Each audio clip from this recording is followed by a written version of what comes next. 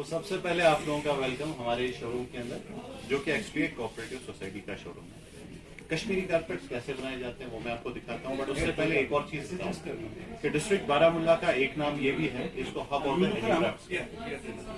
Hub of the handicrafts क्यों कहते हैं, उसकी दो वजह।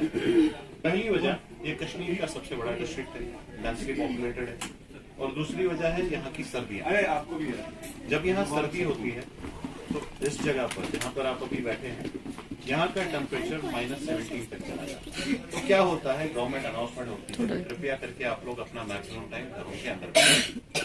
तो हम लोग घरों में बैठते हैं, लेकिन घरों में बैठ के हम बेकार नहीं रहते। हम लोग अपनी अपनी कला का इस्तेमाल करते हैं और ये सब चीजें बना देते हैं। चाहे हमारे शॉल्स हो, स्टोल्स हो, ड्रेसेस हो, साड़ीज हो, वुड कार्विंग हो, पेपर मैशी हो या कारपेट्स हो, everything is done inside homes office. यहाँ पर कोई फैक्ट्री नहीं, कोई इंडस्ट्री नहीं।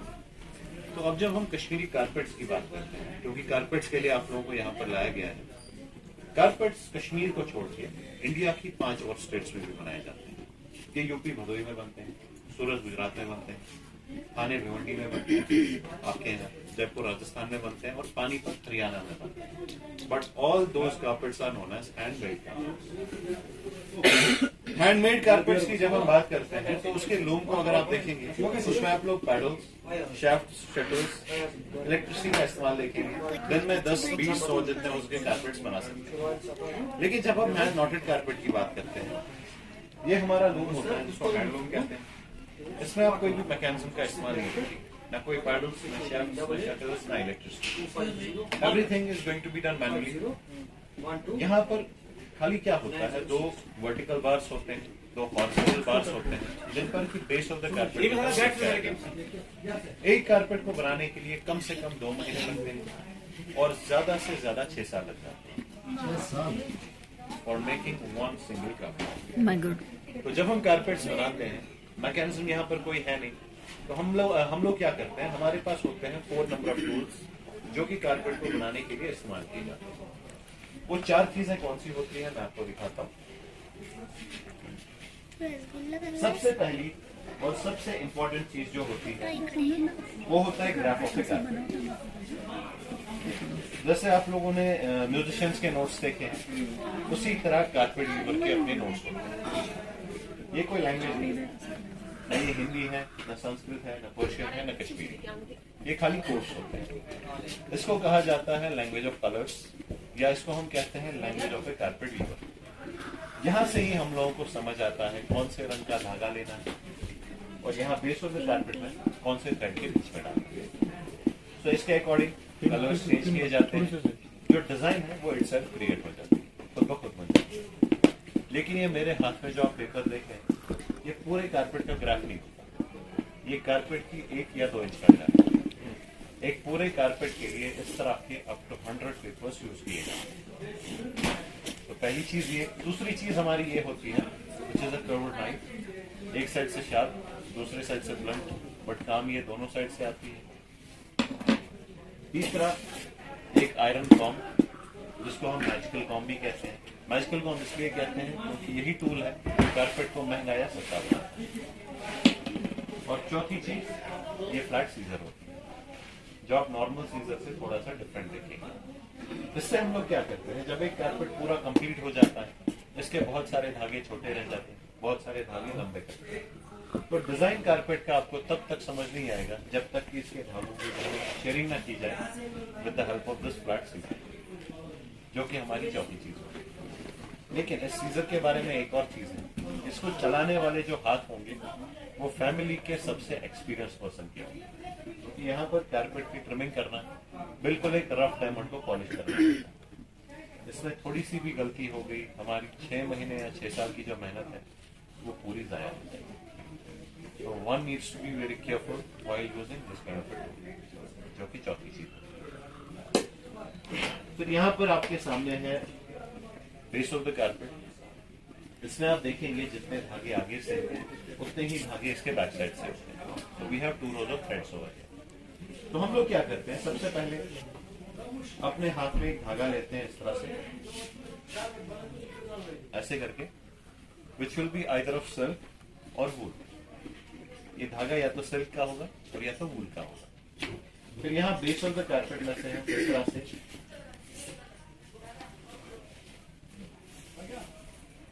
तो ऐसे हम एक धागा आगे का और एक इसका अपोजिट बैक साइड का लेके इनको 2 उंगलियों में डिवाइड किया जाता है।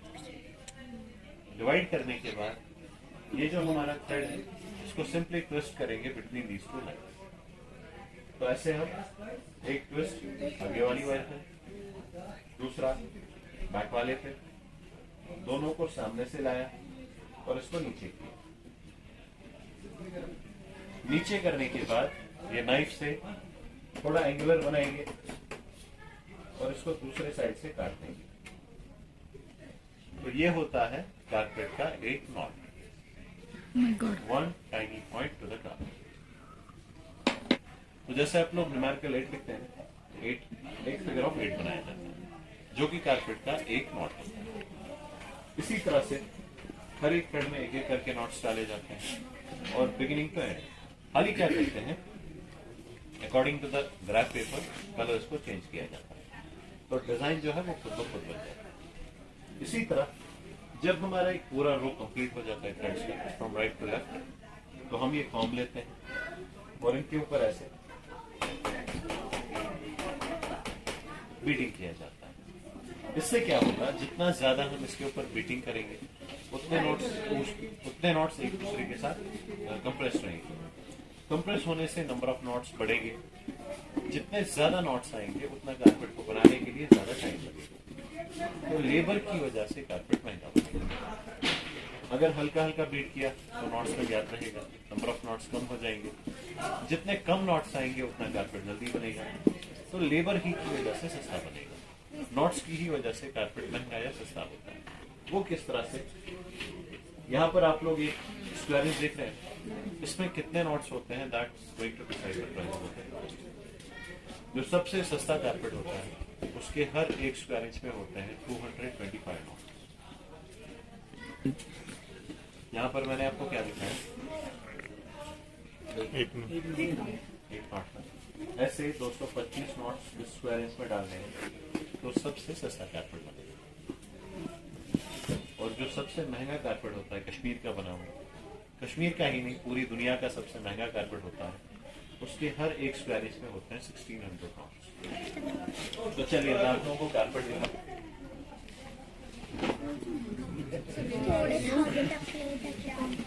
जब आप कारपेट देखते हैं सिंपल सा, कोई खास बात नजर नहीं आती। हो सकता है आपके घर में इससे ज्यादा खूबसूरत कारपेट्स लगे, लेकिन अगर ये दुनिया का नंबर 1 कारपेट है तो क्यों है, उसकी 4 वजह। Kashmiri carpets are known by code names. पहला नाम इसका होता है मैजिकल कारपेट, जादू वाला कारपेट। पर जादू उड़ने वाला नहीं। जादू क्या होता है, जब आप इसके अराउंड चलते हैं ना, ये हर एंगल से अपने शेड्स को चेंज करते हैं। तो जब हमारे पास एक इंडिविजुअल कस्टमर होता है, हम उनसे कहते हैं कि आप इसके अराउंड चलिए, ये शेड को चेंज करेगा। बट आपका एक पूरा ग्रुप है तो आपको चलने के लिए नहीं बोलेंगे। आप लोग क्या करिए, कारपेट के ऊपर नजर रखिए और इसकी शेड्स को ध्यान में रखिए। मैं इसको घुमाता हूँ आप लोगों के लिए और आप देखिए क्या ये शेड चेंज करता है। देखते जाइए।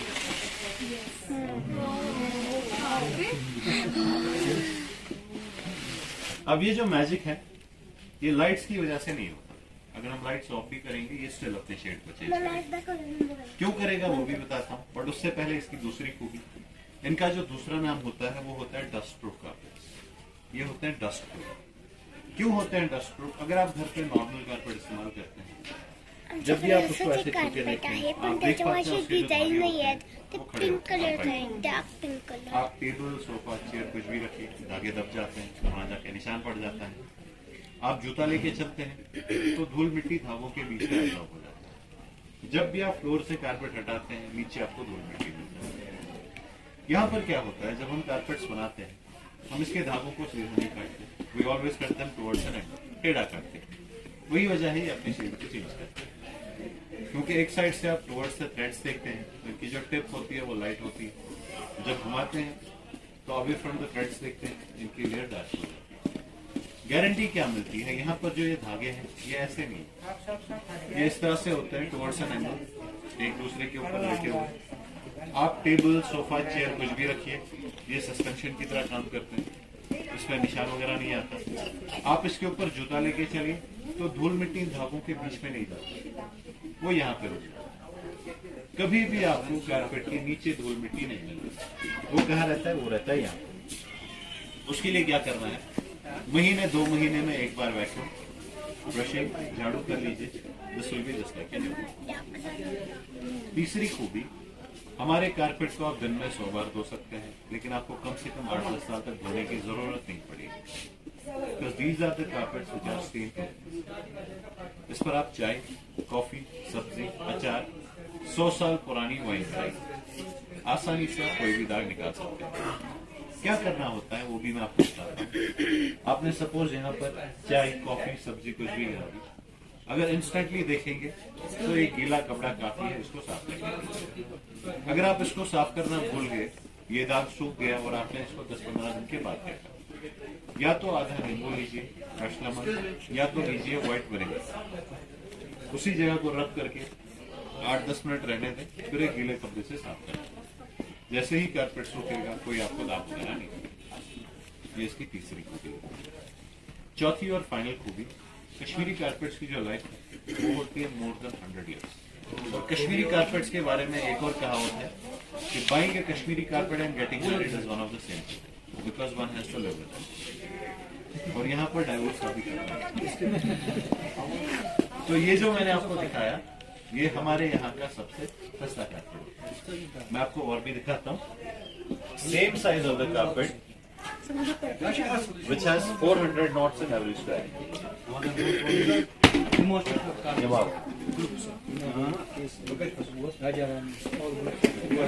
जब भी आप कारपेट खरीदने जाएं तो दुकानदार के सामने कारपेट को ऐसे छुके मत देखिए, तो समझ आता है बकरा आ गया।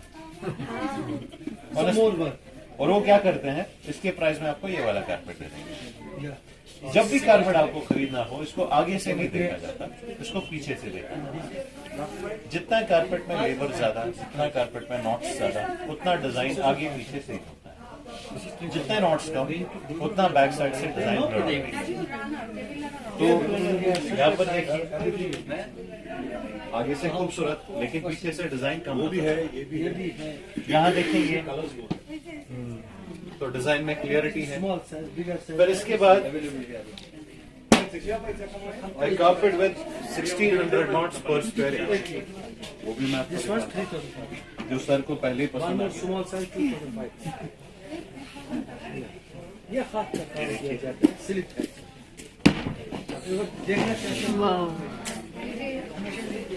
अब इसको आप ऐसे देखिए, लाइनिंग फिक्स होता है और इसको आप ऐसे लाइनिंग फिक्स होता है, जो भी हाथ का बना हुआ और इसको ऐसे देखेंगे तो जज नहीं कर पाएंगे कि आगे का साइड है या बैक साइड है।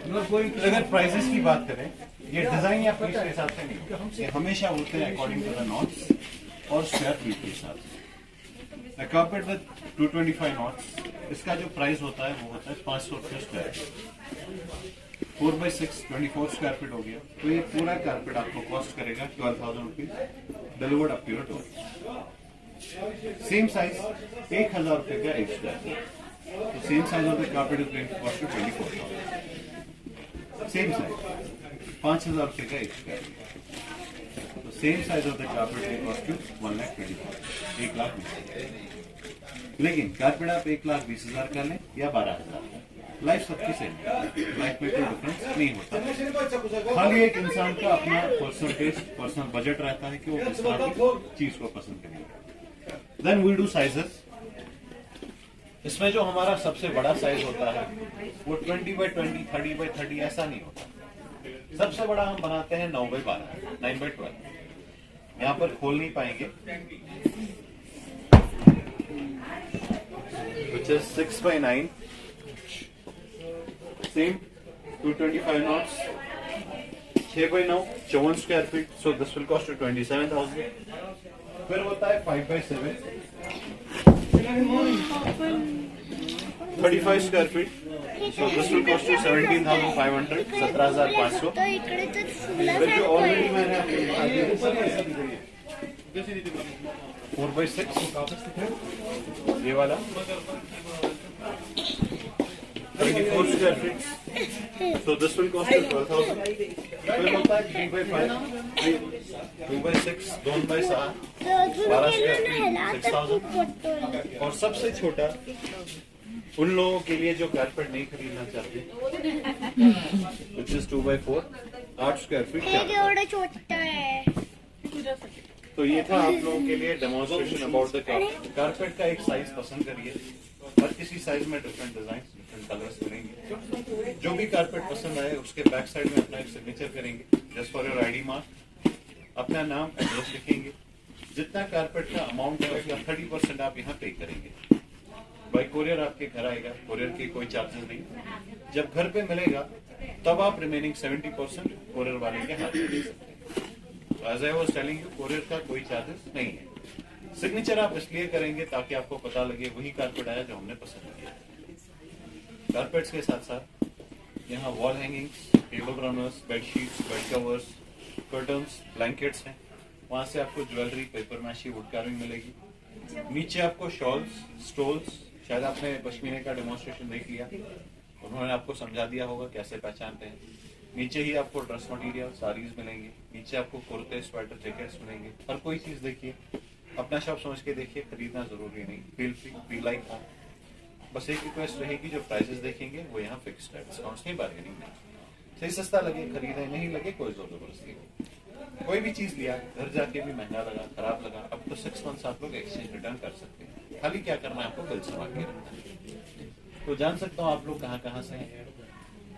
मुंबई से बना सकते हैं एक शॉप, खाली बिल संभालना है। With bill you can exchange और return there also, but with bill, क्योंकि जो चीज यहाँ पर आपको 100 रुपए की मिलती है मुंबई में 250-300 की होती है। बिल नहीं होगा एक्सचेंज हो जाएगा, but they will charge you according to Maharashtra. Bill होगा तो सेम प्राइस में एक्सचेंज कर सकते हैं। ठीक है, तो क्या रखिएगा। अगर कारपेट देखना चाहते हैं यहाँ बैठे रहिए, हम आपको कलर डिजाइन दिखा देंगे। नहीं देखना चाहते, नो वरीज, बाकी शॉपिंग एंजॉय कर सकते हैं।